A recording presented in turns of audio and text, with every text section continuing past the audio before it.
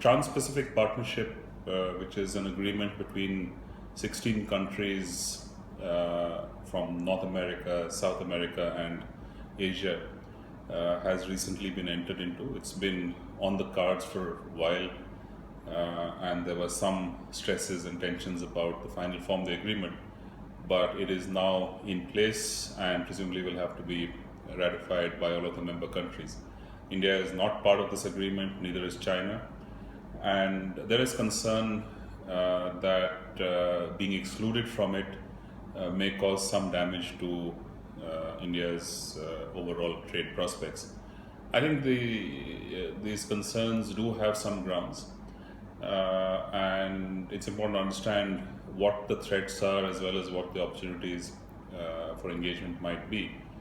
By way of context, the TPP and also some other agreements that are being shaped, including very significantly the Transatlantic Trade and Investment Partnership, or the TTIP, which will bring the US into an arrangement with Europe, are both very, I think, strong assertions by these groups of countries that the multilateral framework has reached its limits.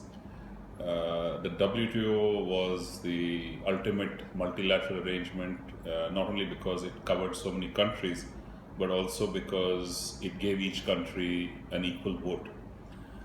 This was a difficult process to manage. It achieved many things, but at the same time, interests of specific countries were often seen to be undermined by it, and there have been an enormous number of disputes within that framework.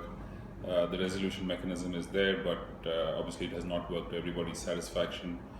So as it became more difficult to get agreements on issues which some of these countries felt were important, they have tended to not disengage but find parallel ways to achieve their ends. And both of these agreements, the TPP and the TTIP, are examples of this.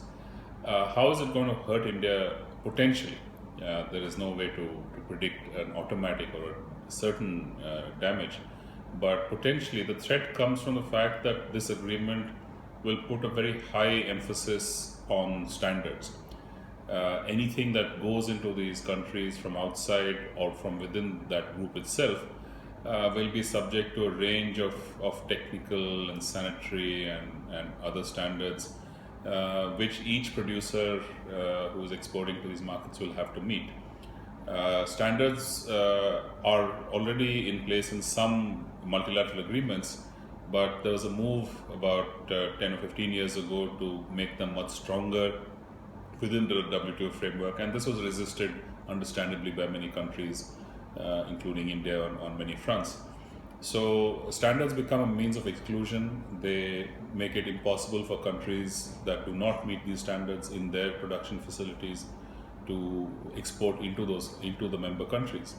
But more importantly, even if you are trading with a country that is not a member but is willing to meet those standards in order to export into the group of 16, then anybody supplying to that country will also have to meet those standards, because otherwise that country's export competitiveness is undermined. So there is a direct effect, there is a direct risk of exclusion from being able to sell into the group itself, but there's also an indirect effect, which is that it's going to be difficult to sell into any country that aspires to export into that group. And I think this is really where the threat emerges.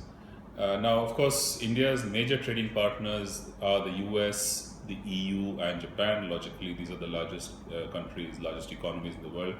Now, if the US is a part of both, and Japan is a part of TPP, Europe is a part of TTIP, these largest markets for Indian exports will obviously be much more difficult to access if all of them impose standards which Indian producers find it difficult to meet.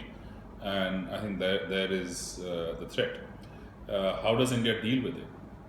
Well, to an extent, I think there is no choice but to start gearing up to meet those requirements.